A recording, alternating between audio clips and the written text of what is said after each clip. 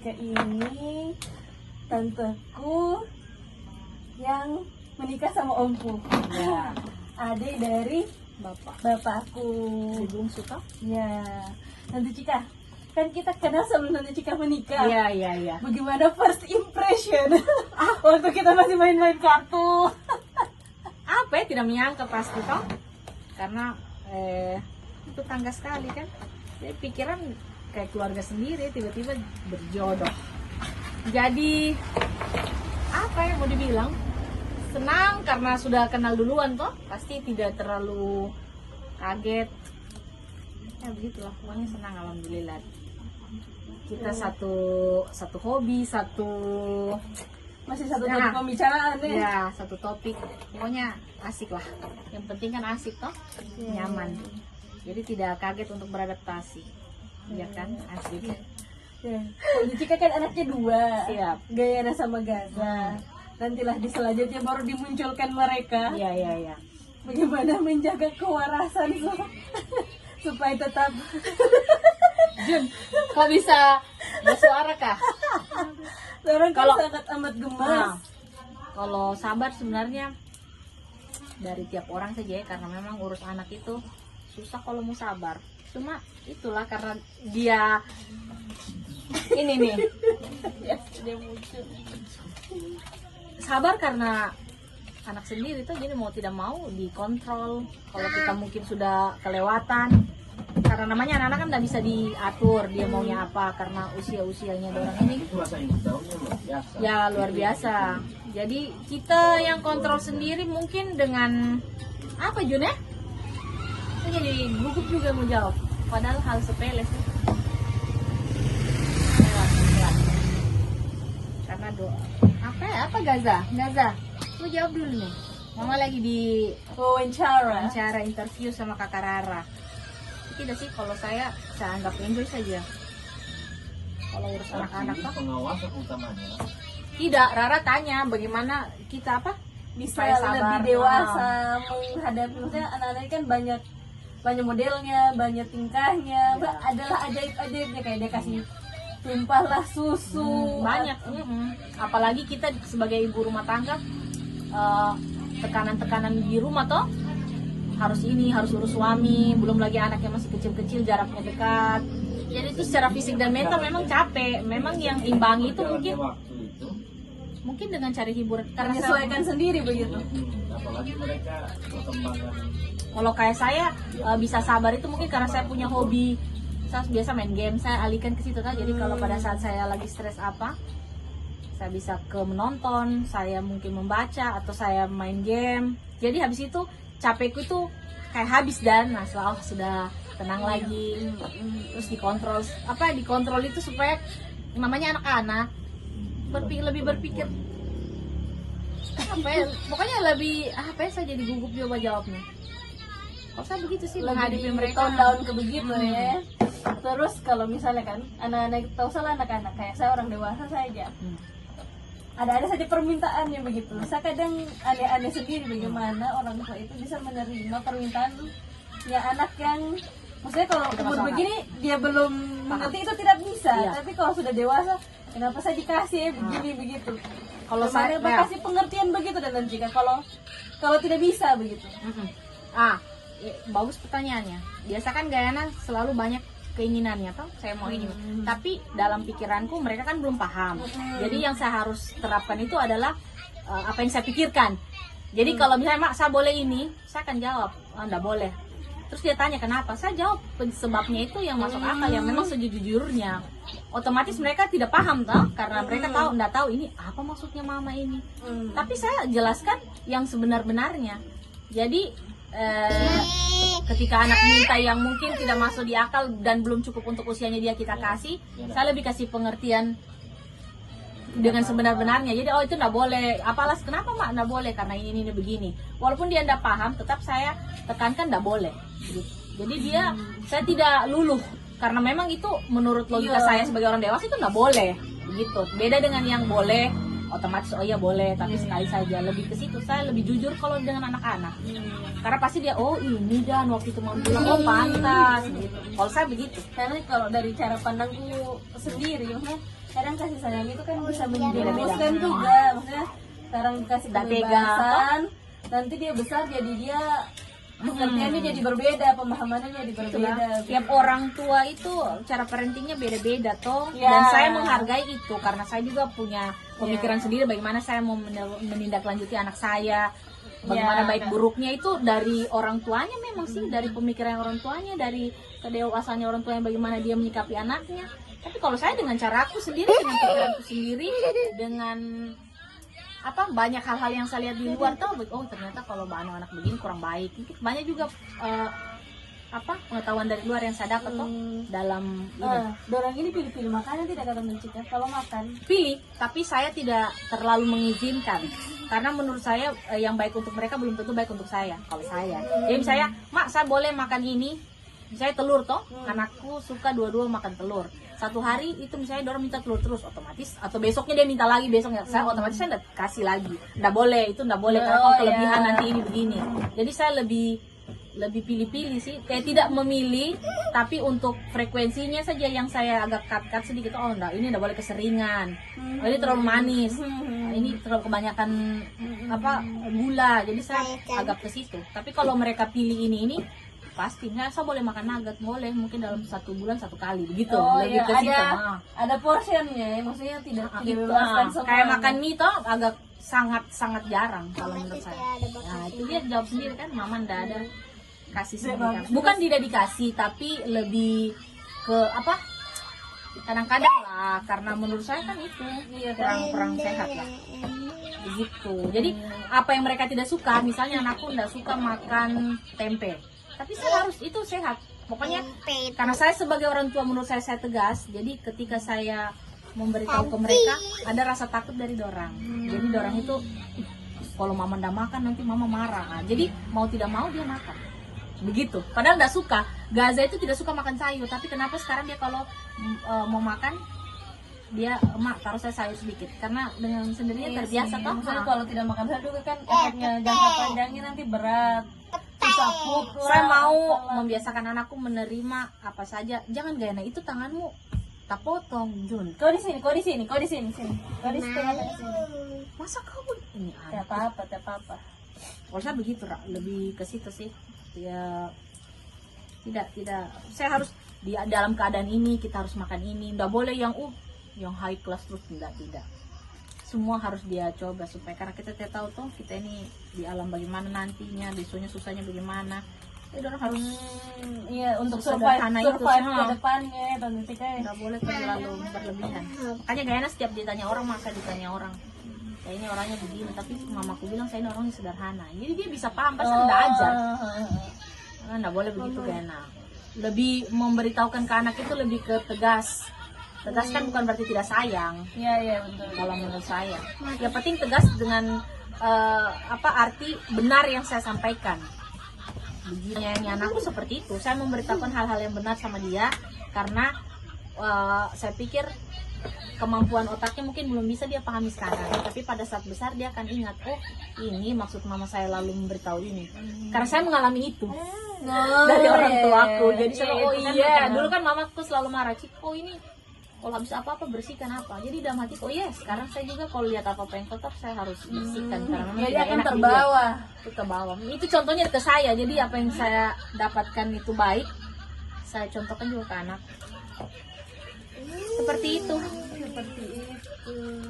Nanti kalau Rara juga suatu saat nanti punya rumah tangga, pasti Rara punya cara sendiri bagaimana mengatasinya dengan pengalaman Rara selama ini hidup bagaimana. Bertanya-tanya kayak begini tuh dengan tante, oh begini. Oke, mungkin saya mau kebanyakan sekarang orang tua kan biasa lebih bukan mengejek sih, biasa dia bilang ih nggak boleh anak mau dikasih begitu Bagaimana menghadapi kayak begitu tante Cika kan, maksudnya kadang tuh bukan orang yang dekat sama kita yang intervensi, kadang juga ada orang yang tidak kenal jauh sama kita atau orang jauh, ih anakmu itu begini deh boleh begitu. Misalnya kadang-kadang kan ada yang tidak sesuai dengan kita punya ini pendirian atau kita punya, jadi bagaimana menghadapi yang kayak begitu. Kalau saya karena saya tipikal orang yang suka berbicara langsung, tegas, jelas tuh, jadi saya pasti bilang oh ya enggak apa-apa karena anakku lebih sering dan saya yang tahu bagaimana cara mendidik dia, kan saya begitu. Jadi pada akhirnya saya akan bilang setiap orang tua itu punya cara berbeda, mari kita saling menghargai. Jadi pasti orang itu Soalnya kayak kasus-kasusnya, semuanya kayak beberapa. dan saya tidak akan mau seperti itu ke orang lain karena saya tahu nanti akan menyinggung perasaannya. Kayak temanku kan, temanku itu dibilang asinya serat lah, padahal sebenarnya asinya berlemak jadi tidak bisa keluar. Jadi Oke. kalau bayinya menangis selalu dibilang itu karena asinya Lapar. kurang, karena lapar. Padahal kan menangis itu kan bukan cuma karena Iya, dia satu hal haus, faktor itu yang- bisa karena popoknya basah atau dia tidak nyaman atau bagaimana begitu. Itu sudah karena itu kembali ke orangnya lagi toh. Kalau kayak saya sih saya nggak mau memperlakukan orang seperti itu karena itu saya ini penuh perasaan, jadi sebelum saya buat seperti itu pasti saya jangan, nggak enak nanti. Kalau saya begitu, jadi saya setiap cuma cukup saran saja sih. Kalau saya ke teman-temanku juga kalau ada apa-apa pasti saya bagaimana baiknya kalau begini, jangan begini. Dia tidak lebih menggurui enggak karena saya pikir dia punya cara dan saya rasa tidak pasti terlalu juga, internet terlalu jauh. dan saya rasa juga kalau hanya sekedar saran-saran saja yang bisa dia terima atau tidak itu. Tapi kalau untuk terlalu mengintimidasi orang harus mengikuti caranya kita, nggak boleh. Karena saya juga pasti tidak mau dikasih gitu orang, iya kan? Saya selalu membandingkan, kalau saya di posisi ini, kalau saya beginikan dia, kalau saya tiba-tiba, jadi saya selalu begitu. Kalau pola pikir Mengembalikan ke diri sendiri ya Tante Cika. kalau saya begitu. Selama hamil Tante Cika ada mengidam-mengidam yang aneh-aneh gitu? Ada waktu, enggak, kalau mengidam Atau yang normal kayak tidak- mual dengan muntah Gayana. Oh ya. Dia kehamilan seperti pada umumnya orang tuh 1, 2, 3 bulan trimester pertama itu memang saya mual dan muntah. Tapi kalau untuk pilih-pilih makanan tidak, semuanya sama. Kalau Gaza dia saya tidak mengidam. Oh iya. Itu anak paling bukan spesial. Maksudnya saya alhamdulillah enak plong dari trimester Ringan pertama begitu sampai ya? terakhir. Kalau Gayana bagusnya karena ukurannya dia pas. Oh, jadi 25, tidak lama berapa? juga dia Nah, lahir. beratnya 25 saja. 25 Oh, kilo. 2.500. Pas-pas Ah, gitu. jadi 2,5 kilo kayaknya. Iya, kah? Nah, mungkin 25 kilo mati mau. 2,5 dia jadi agak mudah. Kalau Gaza berapa kilo? 3,2, 3,3. Oh, ini. Cuma beda di size saja ada orang dua. Tapi Gayana itu ringannya di situ, dia pada saat dia mau keluar itu 1 kali saja mengedan. Kalau Gaza 1 kali mengedan dulu cuma hilang rasa tuh langsung tidak sakit perut. Jadi saya memang berusaha sendiri untuk berkuat.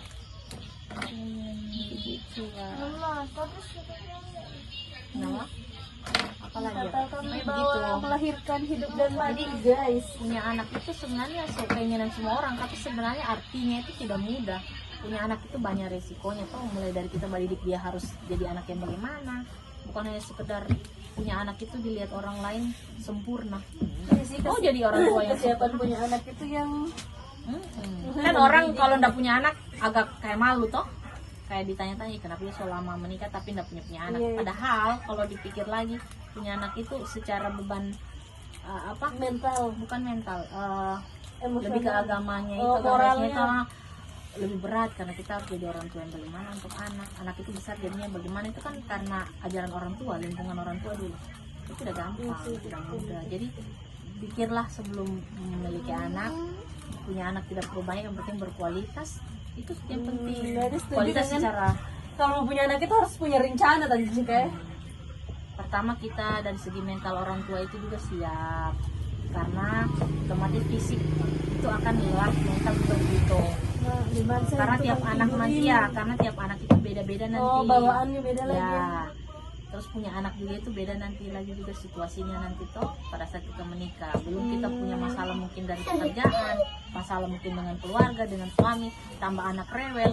Itu biasa agak jelek moodnya kita itu jarinya ke anak lah, kemana itu. Jadi harus mengontrol emosi memang itu. harus dewasa dari segi apa, harus siap, istilahnya begitu, harus Iya, siap. iya, iya. Siap, intinya siap aja, siap sedih, siap capek, siap sakit dan lain-lain, semuanya siap. Jadi pada saat kita mengalami itu kita akan oh iya ini sudah istighfar saja toh, ya Allah kuatkan saya, atau bagaimana lah, atau mungkin oh iya saya tidur dulu sebentar, atau saya mungkin carilah kegiatan yang positif supaya bikin kita lupa dengan itu capek atau apa. Kalau saya begitu. Jadi kalau saya di rumah biasa juga kalau capek marah itu sudah karena mungkin kurang perhatian lah dari suami. Makanya kau cari suami yang perhatian, yang pengertian. Amin, Insya Allah. aminkan saja. Kalau pada saat kau capek, tidak perlu kau bilang apa, dia mengerti. Oh iya istri saya capek, saya bantu, asik. Oh istri saya begini ya, oh iya. Saya harus diperhatikan gitu, dan karena pada saat perempuan capek itu yang dia butuhkan itu pasti pengertian, perhatian dari orang terdekat, toh otomatis suami. Gitu.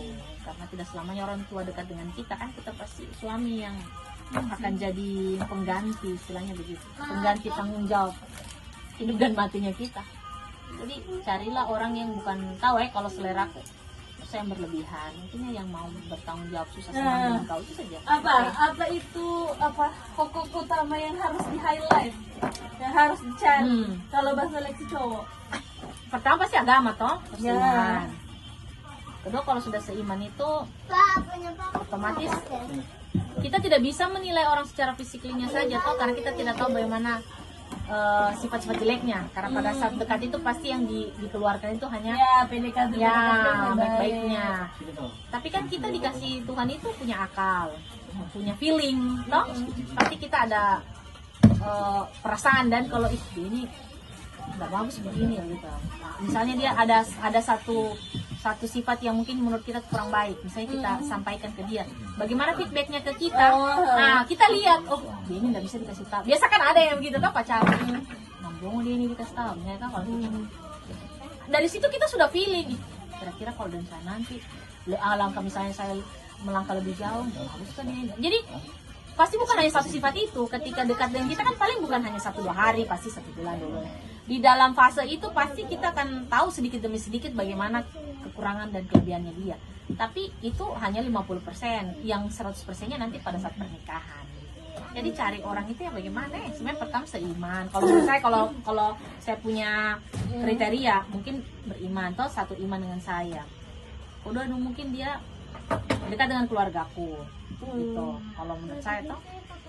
Jadi kalau untuk perhatian apa dan lain-lain tuh namanya orang kalau sudah sayang pasti nggak perlu yang perhatian, pasti kalau dia sayang dia akan perhatian, dia akan pengertian gitu.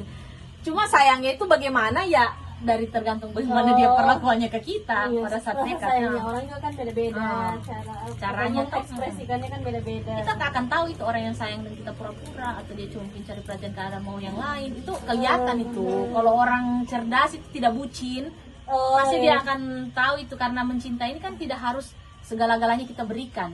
Cinta ini harus pakai akal dan otak. Ya ada mata, pasti kan melihat dia ini kayaknya cuma suka ini, ku dapat kan itu.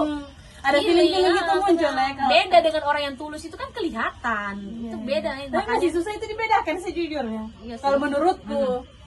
Tapi dengan kita zaman milenial begini kayaknya orang-orang sudah pintar semua. Kecuali yang tidak bucin. Biasa kan ada orang yang cinta dan mati apapun saya berikan. Itu biar cewek cowoknya bagaimana bangsatnya, cinta-cinta saja. Tapi kan itu goblok menurutku toh. Soalnya tak tahu di generasiku itu kayak tahun-tahun kelahiranku tak skip. Ada yang banyak yang menikah tuh yang 2000-an ke atas. Terus pacarannya dia membawa kita ke arah bagaimana. Biasa kan ada orang yang kita pergi kita cuma tidak kan jelas. itu karena kita ini cinta sekali, mau saja tuh dibawa bagaimana apa itu. Jelaslah kita bukan cinta pakai akal itu tuh, memang cinta tidak baik. Jadi iya itu dari kita sih, sebenarnya dari kita. Saya juga mengalami semuanya itu penuh proses, penuh pengalaman panjang. Jadi saya bilang, memang manusia ini hanya satu, akalnya saja yang dia gunakan. Tidak boleh goblok-goblok sekali perempuan. Jadi berpikir, setiap apa yang terjadi itu dipikirkan. Berbicara itu yang dipikir dulu, berkelakuan itu dipikir dulu. Pokoknya semua dipikir ya dulu. Betul tidak ya, baik tidak ya. Karena kita mau bicara dengan orang lain, orang tidak tahu apa yang mau dilakukan dari kita. Pikir resikonya, gitu. Jadi kalau nanti mau cari pasangan, ikuti feeling hatimu dulu. Dia ini dari segi dia biasa-biasa saja. Tapi dia mau ya seperti ini. Wah. Itu biasa. Feeling kita tidak pernah salah kan? Betul itu hati akan bilang oh gini. Biasa ada hal-hal yang, ih kenapa dia begini kan saya, tapi kok berkeras hatimu ndak mau, ah tidak, tapi saya suka dia, ndak susah pikirkan. Padahal itu sudah keburukannya mungkin yang kita tidak mau terima begitu. Tidak nyambung dan logika. Jadi tuh mau cari orang sempurna itu enggak ada. Semua orang pasti akan ada saja. Makanya itu yang perlu kita siapkan. Siap aja, siap. Kau siap. Kau siap jatuh cinta, kau siap bangun cinta. Jadi kau sudah jatuh cinta pada saat pacaran, pada saat menikah kau bangun lagi cintamu kalau jatuh. Misalnya bertengkar ribut, kau sudah jengkel dan dia bangun lagi tuh cinta. Kau bangun lagi ya. Karena tidak mungkin pada saat ribut kau harus pisah. Pasti banyak pikiran panjang. Kecuali mungkin hal-hal yang sudah Red flag ya, kalau bahasa red flag sekarang. sekarang sudah sangat red flag. Oke. Mau di apa? Saya mungkin kalau prinsipku saya mungkin mengorbankan diriku cuma demi saya sayang diriku, saya diciptakan Tuhan untuk menyayangi diriku, saya di program untuk bahagia. Kenapa saya harus menyiksa diriku hanya demi orang yang tidak pernah mau berubah untuk saya? Kalau saya begitu, kayak begitu, pernikahan itu perjalanan paling panjang dan melelahkan. Kalau kita tidak punya iman, pasti berpikir Iya sih, maksudnya secara teori juga angka perceraian itu besar. Betul, angka menikah itu tinggi, tapi angka perceraian juga tidak kalah besar di, maksudnya kalau berdasarkan data itu rata-rata yang kelahiran 2000-an yang banyak bercerai. Jadi menikah cepat, tidak lama, 1-2 tahun sudah jadi janda, sudah jadi duda, begitu ya. Karena mungkin ya kalau menurut penglihatanku menikah itu tidak pada usia yang matang gitu. Kedua juga pergaulan bebas kan, ada orang menikah belum saatnya tapi diharuskan sudah karena sesuatu hal, kan biasa begitu. Lingkungan juga sih ya, lingkungan mungkin suami istri juga yang buruk sampai banyak pasien-pasien gue masih muda sudah menikah. ya, Tidak usah mungkin dikota, MBI mungkin kan MBI sama di mana-mana kayaknya begitu. Jadi otomatis harus menikah. Biasa kan dia dari pergaulan. Makanya kita ini sebagai orang tua itu sudah siap bagaimana ngomong anak kecil. Pada saat dia mulai besar kita harus kasih tahu ini lingkungan yang kau jauhi. Pada saat dia sudah mulai remaja itu berat loh jadi orang tua. Jadi jangan hanya pikir saya harus punya anak. Tidak mudah. Pergaulan. Khususnya sekarang ini kan kalau lihat kasus-kasus di TV kan gimana ya, agak mengerikan sebenarnya, karena banyak kasus kan yang tambahkan sekarang masih banyak kejadian-kejadian yang kejadian asusila yang pelakunya itu masih anak-anak. Jadi kalau dari tadi kita sendiri ada begitu untuk membentengi anak-anaknya, kadang kan bukan menakut-nakuti tadi ya, cuman semakin kemari ini semakin tantangannya semakin besar. Karena saya lihat, kalau saya dari profesiku dokter, usia pergeseran anak haid itu semakin bergeser, semakin cepat kan? Karena kalau dulu mungkin kita tidak terpapar dalam kayak begitu, paling umur SMP, bahkan ada orang nanti SMA baru haid. Kalau sekarang rata-rata anak-anak itu kelas 5 SD, kelas 6 SD sudah haid. Yang paling bikin cepat anak menurutku sih teknologi. Karena sekarang anak-anak diwajibkan kita tidak boleh gaptek toh. Ya, maksudnya sekolah juga dan sekarang dan sekarang kita ditunjang dengan teknologi itu untuk mulai dari belajar sekolah kan, anak SD harus punya HP, misalnya kalau itu Zoom. Oh iya, banyak COVID harus Zoom, harus punya HP, harus punya paket internet. Jadi sekarang kan rata-rata sosial media itu kayak ada timelinenya begitu, dia kan jadi, dan itu diacak kan algoritma sendiri dari apa yang sering kita lihat itu gitu. kan diacak, jadi konten-konten yang tidak dipilih gitu. Kalau usia ini memang hanya konten anak-anak saja yang muncul di highlightnya gitu toh, tapi ini kan yang muncul dicampur. Kadang ada yang mungkin kita sering like itu yang muncul di situ, kan kita nggak tahu HP-nya bapaknya mungkin yang sering dipakai, mungkin bapaknya sering lihat apa. Jadi yang muncul otomatis itu kan, jadi anak-anak sudah beropini liar menurut saya toh. Itu kan masa-masa dia untuk bukan pubertas sih, itu mau balik begitu kalau istilahnya perempuan atau laki-laki. Jadi dia mungkin pikirannya sudah liar, jadi ada saja yang dia pikirkan toh. Apalagi anak-anak sekarang tidak diajar secara terang-terangan toh. Lihat dari larang ini dengan beda dengan pasangan zaman kita dulu agak lebih, jadi harus tertutup. Kalau dia serba terbuka kan, pengawasan sih harus lebih aware sama anak-anak. Lihat juga apa kita menurutku, karena di kasus-kasus yang saya dapat, kalau maksudnya di kasus yang saya dapat banyak anak-anak yang jadi pelaku atau Iya. jadi korban, atau salah yang maksudnya yang paling ditakutkan itu sebenarnya kan masalah pelecehan sama masalah narkoba. Iya, Karena saya tuh narkoboy. pernah rehabilitasi anak-anak SD kelas Sudah 6. narkoboy atau sudah asusila? Narkoba Oh, narkoba. pakai sabu-sabu. Maksudnya anak sekecil itu begitu. Yang belum mengerti apa-apa ya, tapi dia sudah paham dengan itu. Kenapa bisa seperti itu? Itu pengaruh pasti lingkungan.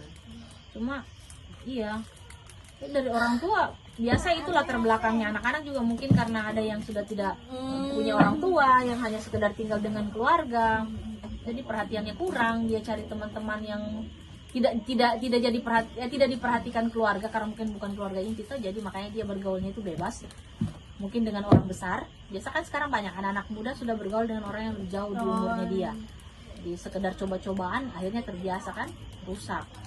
Itu juga sih makanya sebenarnya dari awal, dari pertama itu ya keluarga, kita harus batasi dia lingkungannya seperti apa. Nggak usah jauh, misalnya narkoba itu agak Terlalu tinggi. terlalu jauh kan. Rokok saja toh rata-rata sekarang semua pemicunya apa, yang hal-hal merokok memang tidak dilarang, tapi kan untuk anak seusia dia Iya. kayak Rasa ingin merokok. tahunya Oh besar. iya, dan beli rokok itu bukan dengan uang yang mudah didapat kalau untuk anak seumur itu. Jadi pemicu untuk mencuri itu kan, jadi itu sudah, itu kembali lagi ke keluarganya, bagaimana caranya dia mengantisipasi itu, bagaimana cara dia tidak terjadi itu sih semua memang dari keluarga. Makanya kita ini punya anak memang nggak gampang, makanya saya bilang itu siap dengan resiko apapun itu. Sekalipun kadang kita sudah mengajarkan yang benar dan baik, belum tentu juga anak kita ikuti itu semua. Iya sih. Iya, karena setelah lingkungan keluarga yang terdekat pasti lingkungan permainan toh, sekolah dan lain-lain. Itu juga saya ingat itu sih masa SD kan, namanya anak-anak masih SD. Iya. Masih SD kan belum tahu apa itu bicara kasar. Jadi Makanya bilang-bilang TL dan waktu itu sampai di rumah saya bilang begitu sama adik, kan masih kecil-kecil. Iya, Rara pernah cerita.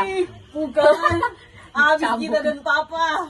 Maksudnya kadang di lingkungan bermain itu biasa kan, tapi kita tidak sadar kalau itu tuh tidak bagus. Itu juga salah satu saya punya apa ya kemarin, untuk kasih masuk gaya atau maksudnya untuk di sekolah yang mungkin besar sekali, mungkin dari segi kemampuan orang belum mampu toh misalnya.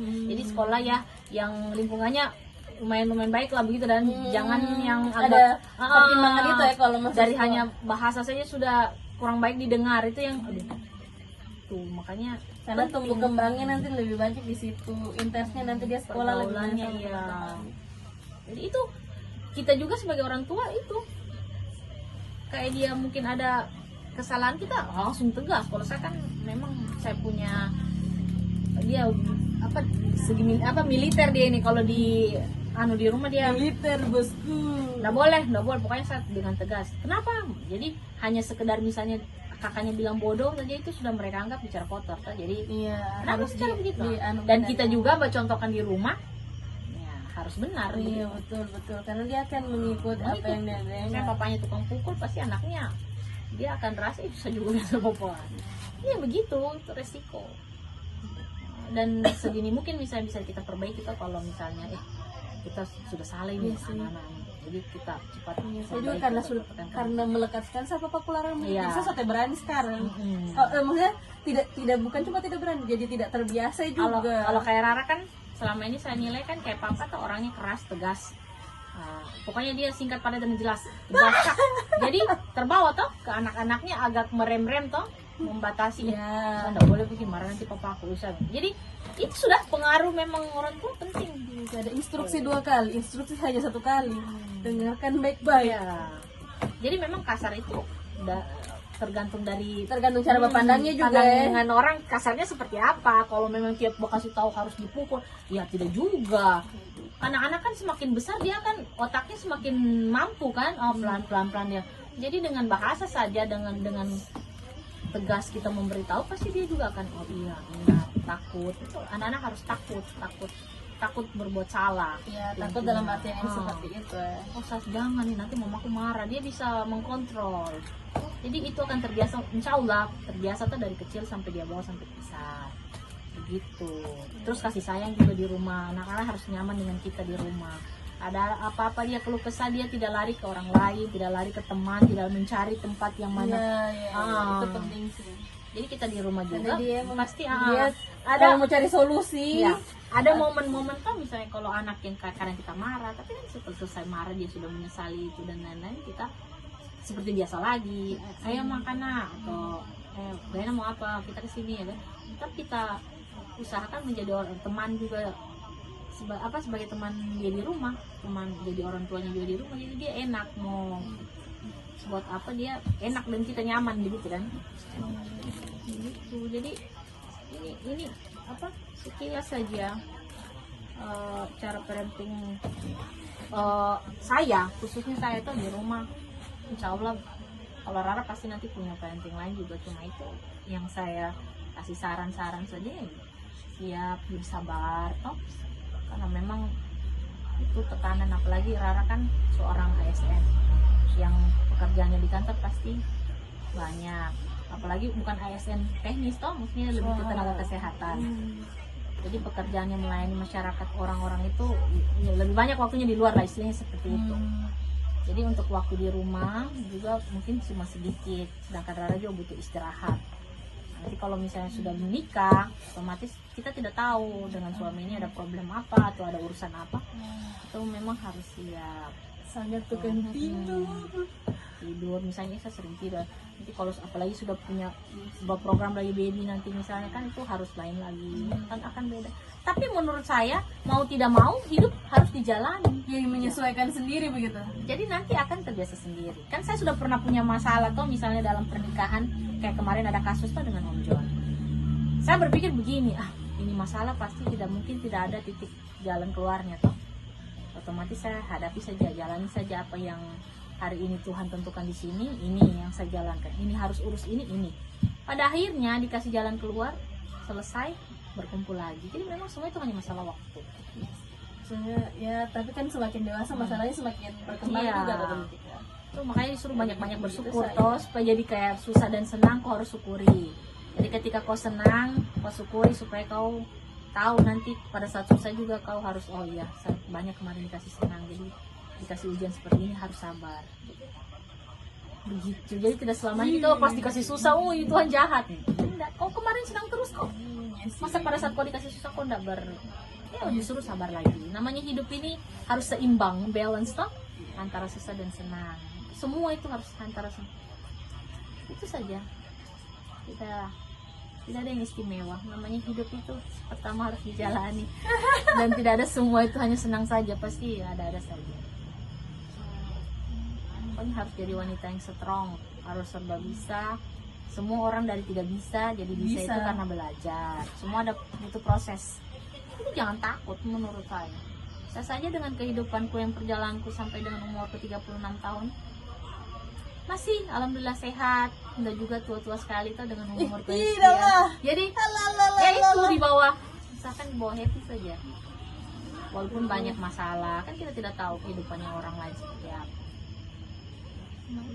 Tapi syukurnya itu kita wanita bukan independen wanita karir, jadi punya tempat lain untuk apa yang bukan untuk berkeluh kesah, untuk ada kegiatan lain di selain ya, mungkin di rumah. Ya. Jadi tidak bosan, tidak stuck sekali begitu ya. Tidak stuck sekali di rumah yang harus ada rutinitas lain yang berbeda begitu.